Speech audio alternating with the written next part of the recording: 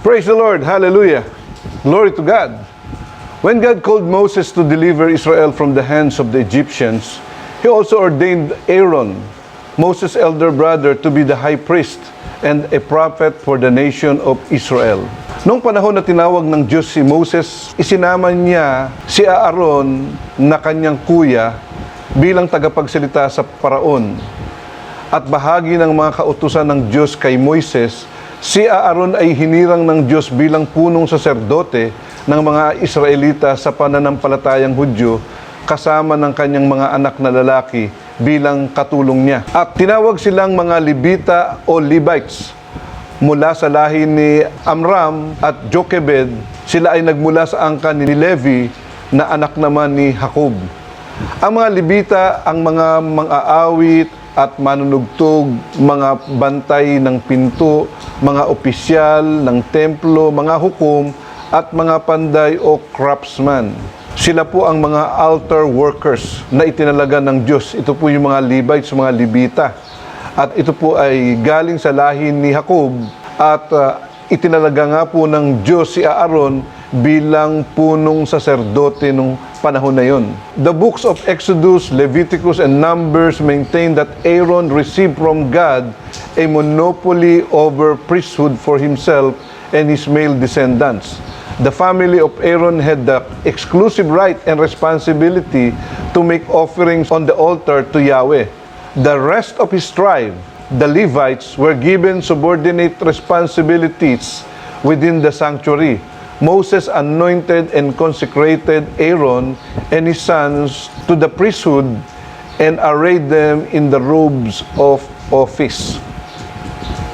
Pinag-uusapan po natin ang pagiging saserdote at yan po yung topic po natin ngayong araw na ito. In Exodus chapter 29 verse 44, "So I will consecrate the tent of meeting and the altar and will consecrate Aaron and his son to serve me as priest." Ito po ang sinasabi ng Panginoon.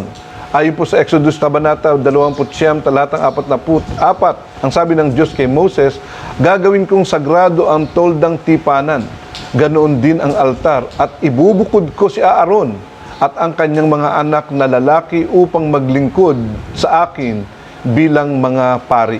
Noong panahon na iyon, ang mga Levita, lalong-lalo na ang punong pari, ang nakakapasok sa tabernakulo.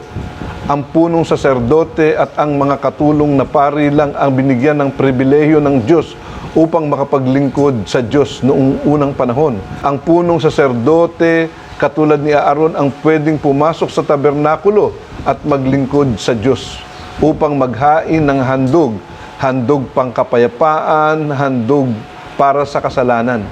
As we consider the Aaronic or Levitical priesthood, it is important to remember that although the tribe of Levi was set apart to perform the sacrifices and lead the worship in the tabernacle and temple, God never intended the descendants of Levi to be the only priestly figures in the nations of Israel. Pag pinag-usapan po natin ng Aaronic or Levitical priesthood, napakahalaga pong malaman natin na ang tribo po ni Levi ay itinalaga ng Diyos upang sila po ang gumanap ng paghahandog doon po sa templo at mamuno sa pagsamba sa Diyos doon po sa tabernakulo.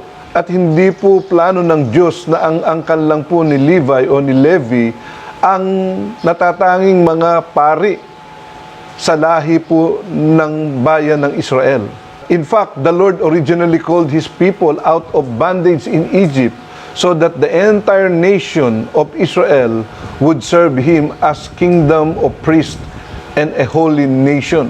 Ito po ay nakasulat sa Exodus chapter 19, verse 1 to 6. Ito pong sinasabi ng Panginoon kay Moses at sa buong Israel.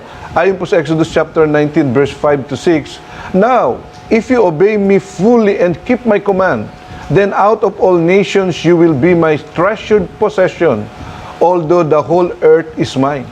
You will be for me a kingdom of priests and a holy nation.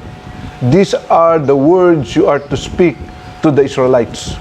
At dahil sa pakikipag-isa din natin sa ating Panginoong Hesukristo, tayo po ay binigyan ng Diyos na karapatang tawaging mga anak ng Diyos at kabilang sa pangako ng Diyos sa bayang Israel kung kaya tayo ay may karapatang tawagin din ng mga saserdote ng Diyos. Isang mapagpala at mapagpaalalang araw ng Miyerkules sa lahat. Today I will share with you the Word of God about His royalty and the people called and set apart to be part of His royal family. As I told you, the plan of God to all people is beyond salvation. We all know that Jesus is the King of Kings and the Lord of Lords, and we will reign with Him at the end of our earthly wandering. Tayo po muna ay manalangin. Amang banal na nasa langit, nagpapasalamat po kami sa araw na ito na kami po binigyan mo naman ng pagkakataon upang pag-aralan ang iyong banal na salita. Pakapuspusin mo kami ng banal na Espiritu Santo sa araw na ito upang maunawaan namin ang mensahe ng langit para sa bawat isa sa amin. Patawarin mo po kami sa aming mga kasalanan. Linisin mo kami sa aming mga sala. Huwag niyo pong pahintulutan na ang kasalanan ito ang maging dahilan para hindi namin maunawaan ang iyong banal na mensahe para sa amin.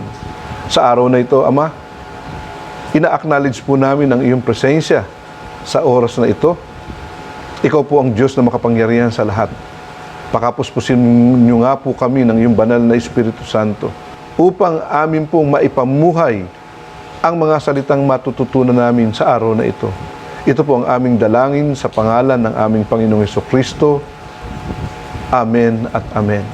The title of my message today, my 144th, is From Slavery to Royalty.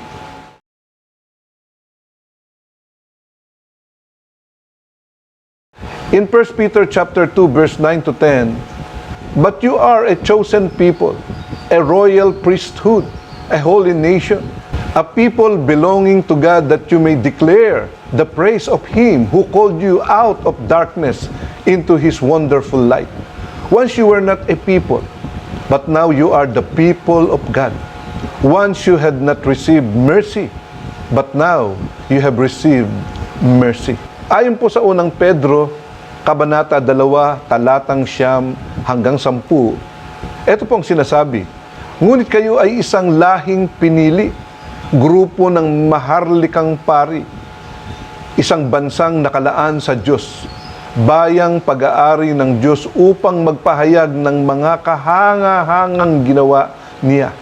Siya ang tumawag sa inyo mula sa kadiliman patungo sa kanyang kahanga-hangang kaliwanagan. Kayo'y hindi bayan ng Diyos noon, ngunit ngayon kayo'y bayang hinirang niya. Noon, pinagkaitan kayo ng habag, ngunit ngayoy tinatanggap na ninyo ang kanyang habag." Pagpalain po ang pagkabasa ng salita ng Diyos. When Adam and Eve sinned against the God Almighty, they were driven out from the paradise to earthly wandering, from royalty to slavery. Men were separated from God because of sin. But as I told you, God's plan for us is beyond salvation. He promised us His kingdom. God promised us His royalty. We are God's children. Tandaan niyo po yan, mga kapatid. Tayo po ay mga anak ng Diyos. At nung tayo po ay hindi pa nakikipag-isa sa ating Panginoong Hesukristo, tayo po ay hiwalay sa Diyos at sa pangako ng Diyos sa atin dahil sa ating kasalanan. Subalit, tandaan po ninyo, madalas kong sinasabi sa inyo na ang banal na plano ng Diyos po ay hindi lang po sa ating kaligtasan, kung hindi ipinangako din po sa atin ng Diyos ang kanyang kaharian. Ayon po sa kanyang banal na salita, tayo po ay kabilang sa maharlikang kaharian ng Diyos sapagkat tayo po ay pinili ng Diyos. In 1 Peter chapter 2, verse 9, the Bible says, "But you are a chosen people, a royal priesthood, a holy nation, a people belonging to God, that you may declare the praises of Him who called you out of darkness into His wonderful light." Ayon po sa mga ilang pinuno ng iglesia, ang pangako daw pong ito ay para sa mga Hudyo lang. Madalas ko pong naririnig ito noong araw. Subalit, alam niyo ba nung nakakilala ako sa Panginoong Hesukristo, lahat po ng pangako ng Diyos sa Israel ay akin pong kinlaim at tinanggap ko ito sa aking buhay. Hindi ko po iniisip noon na para lang sa mga Hudyo ang pangakong ito at ako nga po ay tama. Dahil ayon po sa banal na kasulatan, pag tayo po ay nakipag-isa sa ating Panginoong Hesukristo, tayo po ay ituturing na lahi ni Abraham. At tayo po ay may karapatan sa lahat ng pangako ng Diyos sa Israel. Amen. Praise the Lord. Hallelujah. Glory to God. Kaya nga po, napakahalaga po ng makipag-isa sa ating Panginoong Hesukristo. Tanggapin siya bilang Panginoon na tagapagligtas ng ating buhay upang mapabilang po tayo sa kaharian ng Diyos. Tandaan natin na ang lahat ng pangako ng Diyos sa Israel ay naging pangako din niya sa atin dahil tayo ay ibinilang ng Diyos na lahi ni Abraham at may karapatan sa lahat ng pangako ng Diyos sa Israel. Amen. Praise the Lord. Tayo po ay naging bayan ng Diyos katulad po ng pagpapahayag ni Ruth noong siya ay pumasok sa Bethlehem. At alam natin na siya ay isang hentil. Siya po ay isang Moabita. Ayon po sa Ruth chapter 1 verse 16, but Ruth replied, "Don't urge me to leave you or to turn back from you. Where you go, I will go, and where you stay, I will stay. Your people will be my people, and your God, my God." Ito po ang deklarasyon ni Ruth na ang Israel ay magiging bayan niya at ang Diyos ng Israel ay magiging Diyos din po niya. Purihin ang Panginoon, katulad po natin. Ang Diyos ng Israel ay Diyos po natin. Kaya nga po, ang bayang Israel ay bayan din po natin. Amen. By God's mercy in Christ, He gave us the right to be called children of God. He saved us and called us out of darkness. Like the Israelites, God called us out of slavery and out of darkness. And God invite us to be part of His royal family. When we come to Jesus, we have a royal identity in Christ.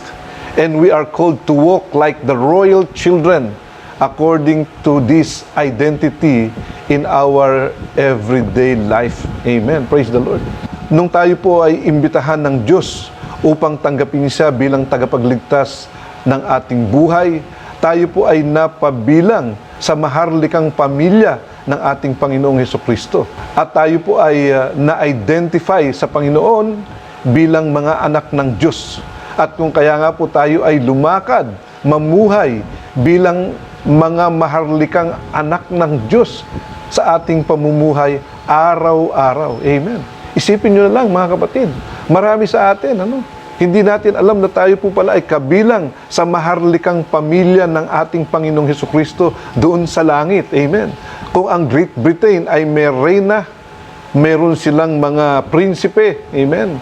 Mas matindi po ang ating kaharian sapagkat ang kaharian po natin ay kaharian ng Diyos na nasa langit. Isang maharlikang kaharian ng ating Panginoong Hesukristo. Tandaan po natin yan mga kapatid.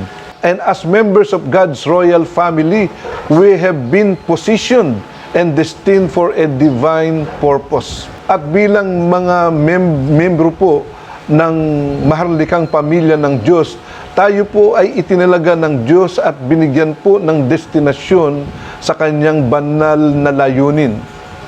First of all, when we received Jesus as our Lord and Savior, we were spiritually born into a royal family of God that make us royal by birth.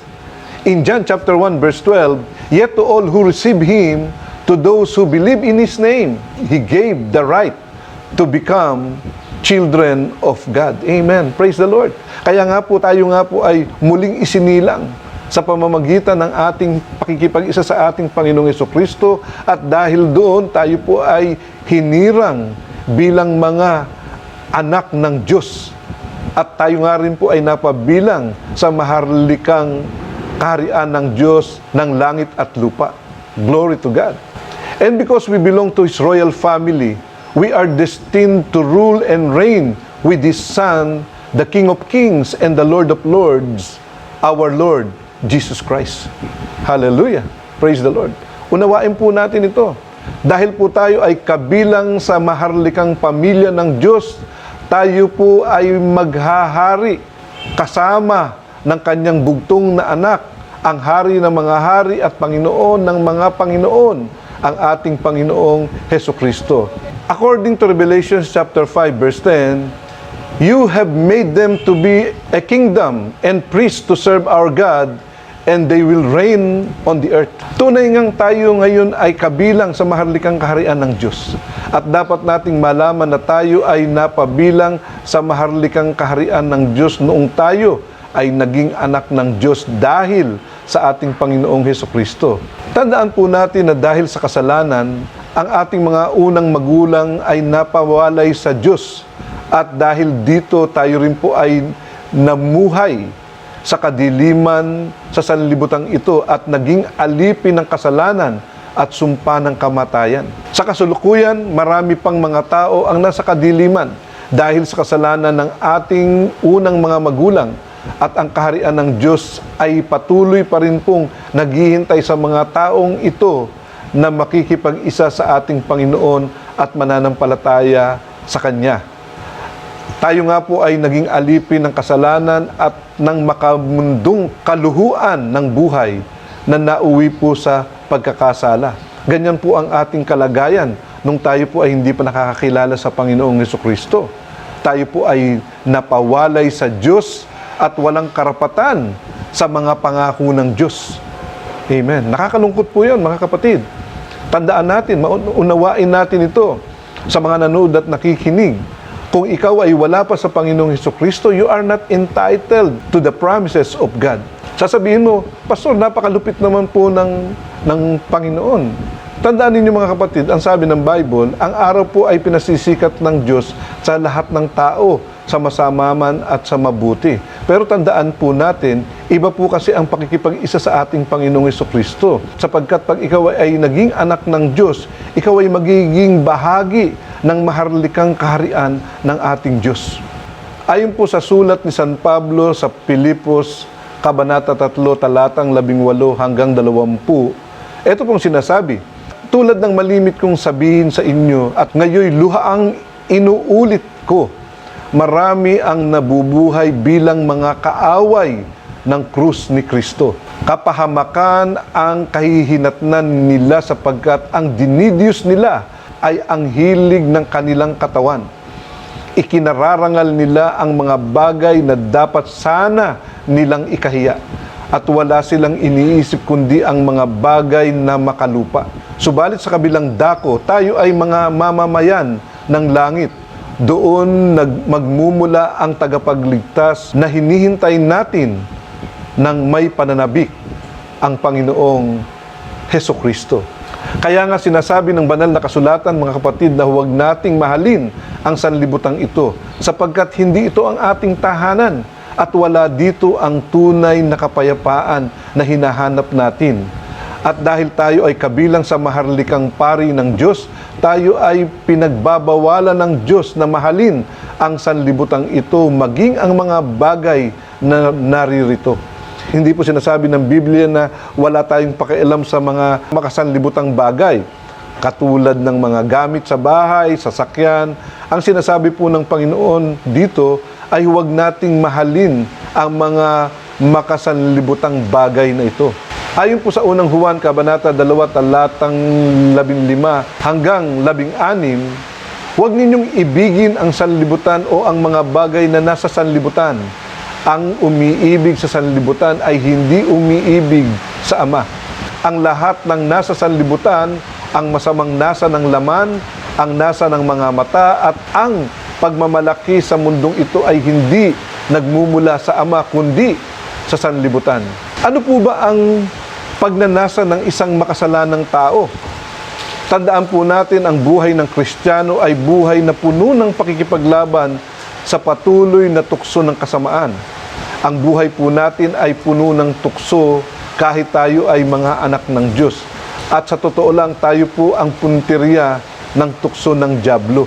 At tandaan po natin na ang Panginoong Hesukristo ay hindi po exempted sa panunukso ng dyablo. Siya nga po ang ating Panginoon, subalit naranasan din po niya na siya po ay tuksuhin doon po sa ilang. Kaya nga po sa panalangin itinuro ng ating Panginoong Hesukristo sa atin, nakasad doon ang panalangin pangkaharian ng Diyos. Our prayer is a royal prayer to God who is in His kingdom in heaven.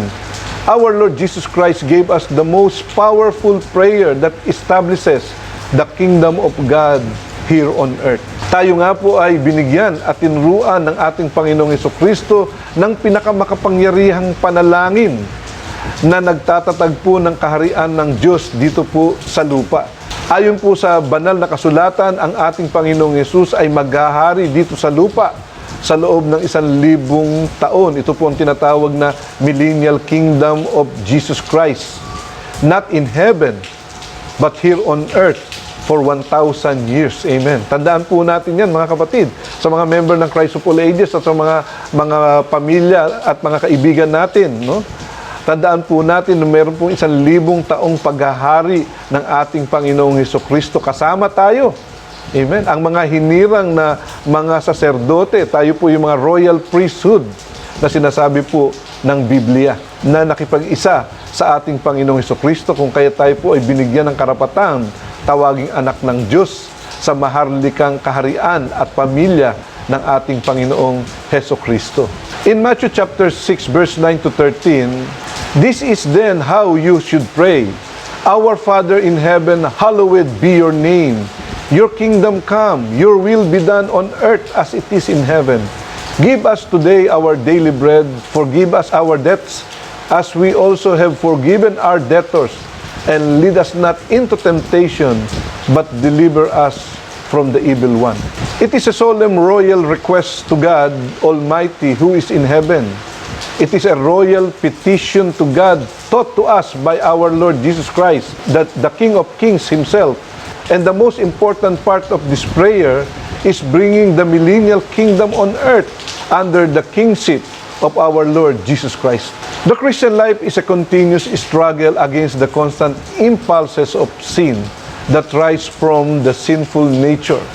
Our life is a constant battle against temptation. Tandaan po natin, mga kapatid, na ang pamumuhay bilang Kristiyano ay isang pamumuhay na tayo po ay nakikipag-struggle, nakikipaglaban sa tukso ng kasalanan dahil po sa ating kalagayan. Tayo po ay nasa katawang lupa pa, kung kaya tayo po ay patuloy na tinutukso ng kasalanan, at ito po ay atin pong pinaglalabanan.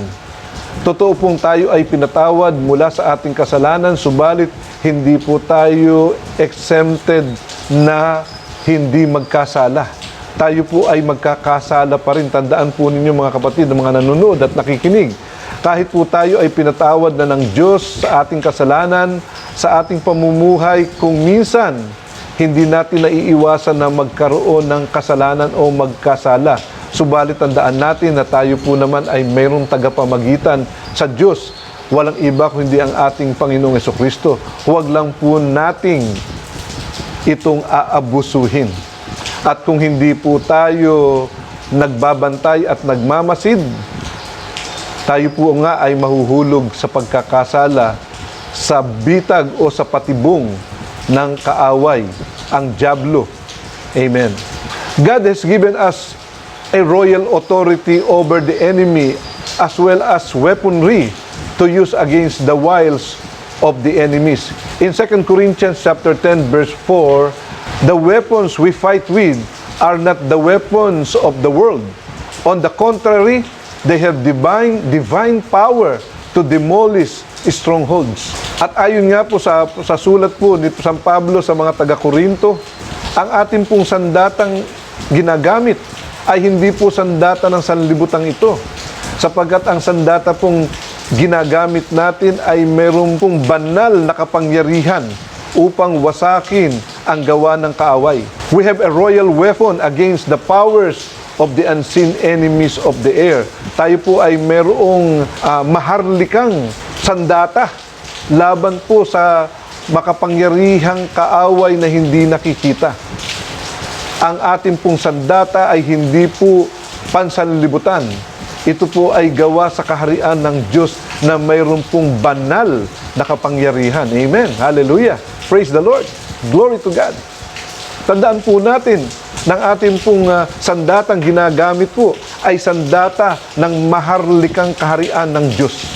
At ito po ay ibinigay sa atin ng Panginoon upang paglabanan, upang talunin ng kaaway at wasakin ang gawa ng kaaway dito sa sanlibutan ito.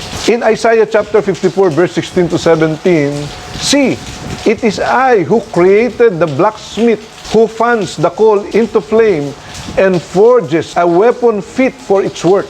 And it is I who created the destroyer who work havoc. No weapon forms against you will prevail, and you will refute every tongue that accuses you.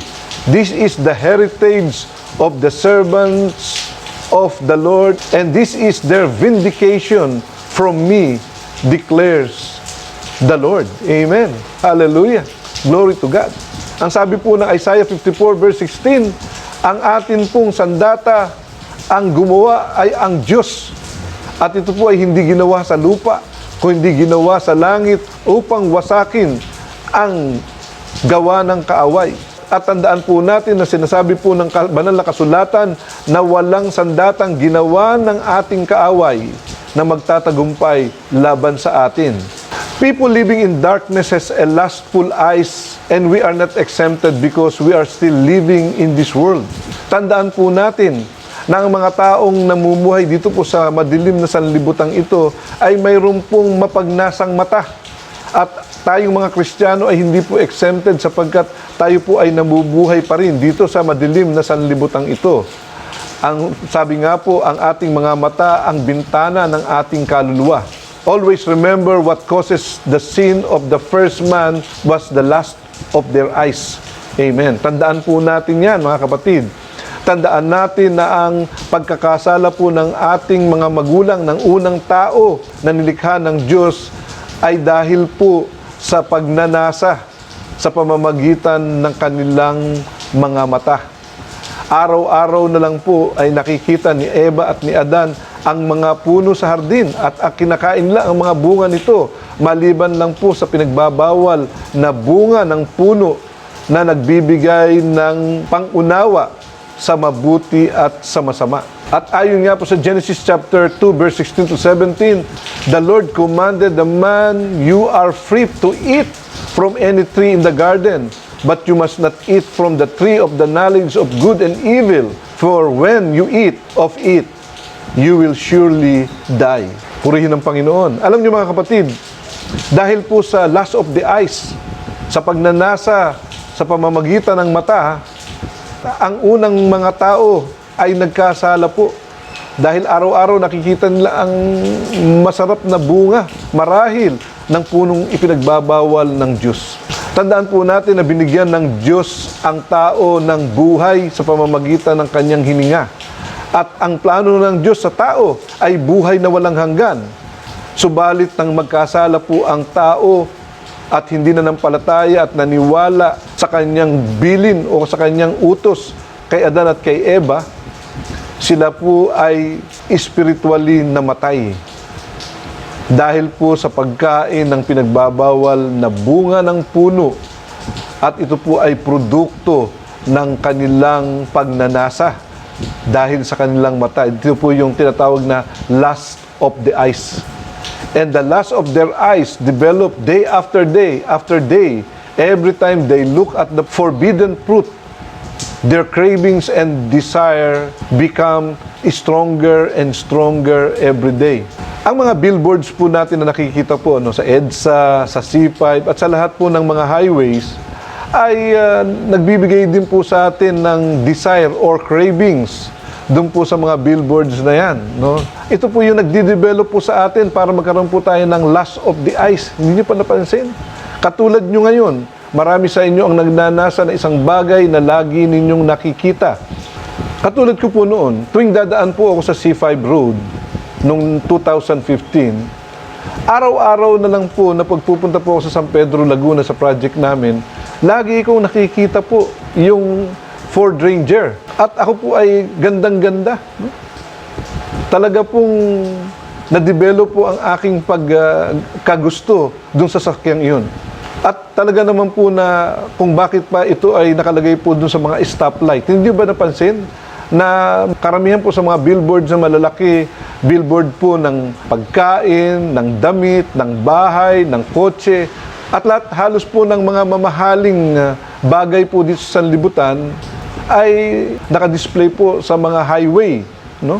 At ito po ang nagde-develop sa atin ng tinatawag na lust of the eyes. Tunay nga po na ang ating mga mata ay bintana ng ating kaluluwa.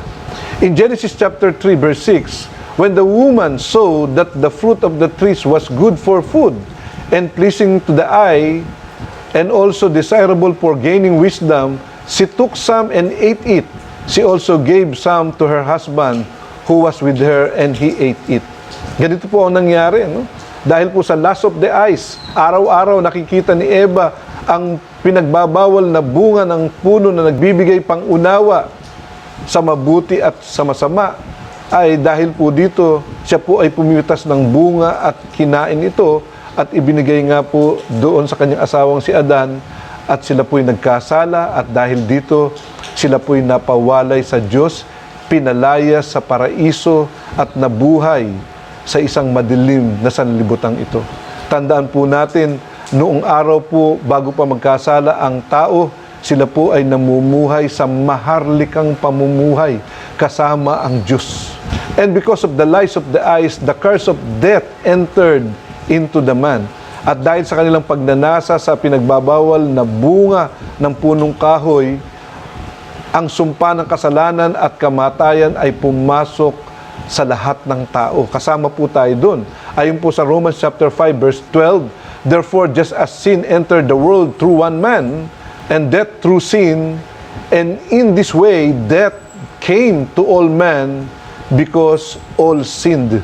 Ayon po sa mga taga-Roma, Kabanata 5, talatang 12, ang kasalanan ay pumasok sa sanlibutan sa pamamagitan ng isang tao, at ang kamatayan ay pumasok sa pamamagitan ng kasalanan. Dahil dito, lumaganap ang kamatayan sa lahat ng tao dahil ang lahat ay nagkasala.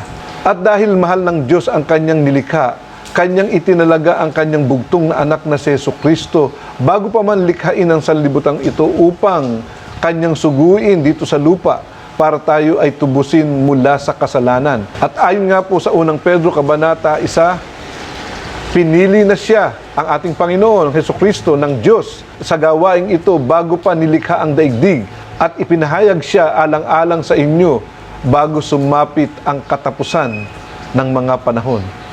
If anyone is not a member of God's royal family, is not allowed to enter into the kingdom of God. Tandaan po natin, mga kapatid, kung ikaw ay hindi kabilang sa maharlikang pamilya ng Diyos, hindi ka po makakapasok sa kaharian ng Diyos.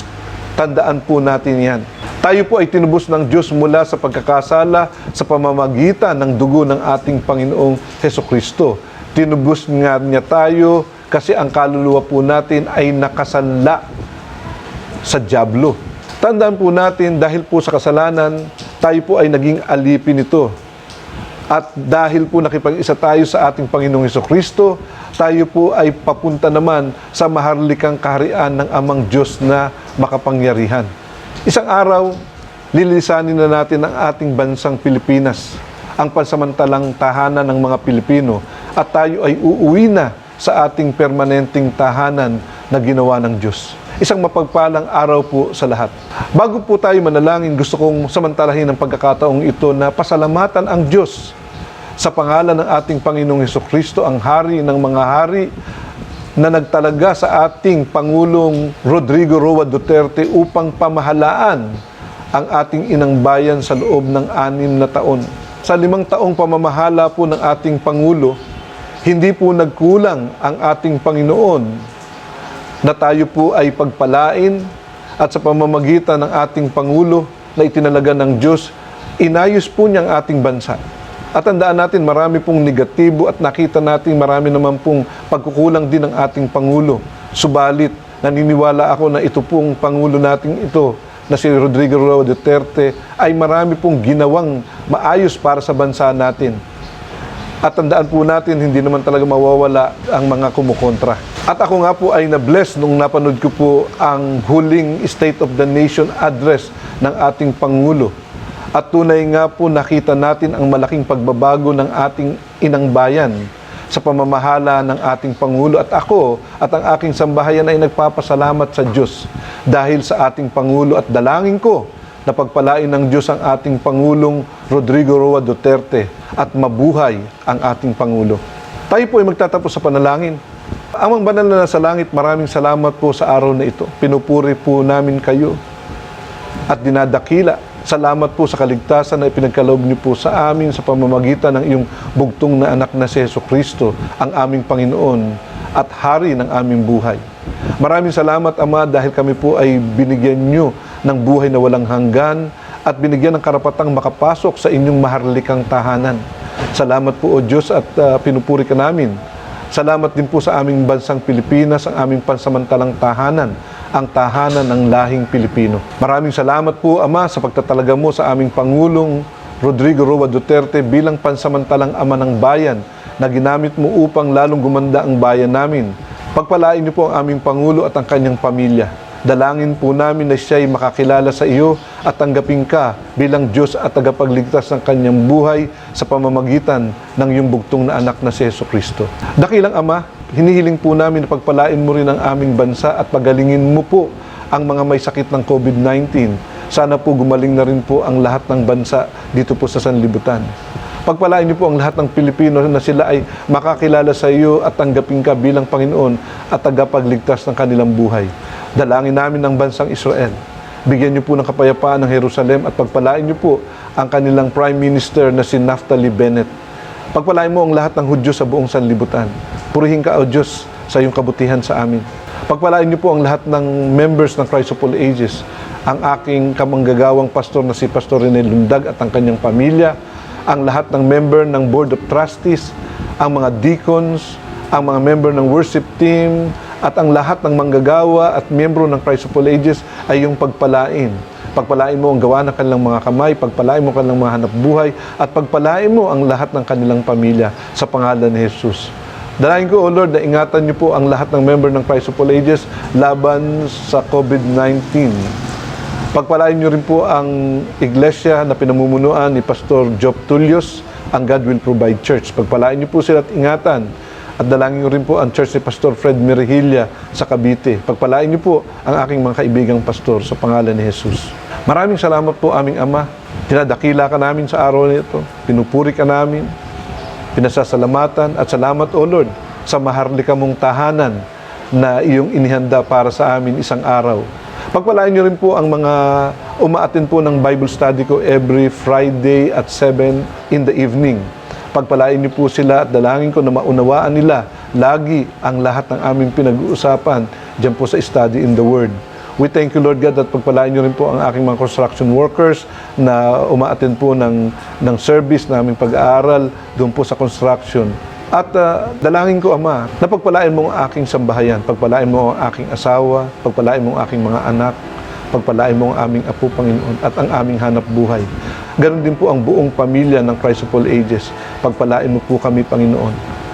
Dalangin namin, O Lord, na ang liwanag ng Panginoong Hesus ay magningning sa buhay namin, mahabag ka lagi sa amin at bigyan niyo kami ng tunay na kapayapaan sa pangalan ng aming Panginoong Jesucristo, at ang lahat ng anak ng Diyos ay magsabi ng Amen at Amen.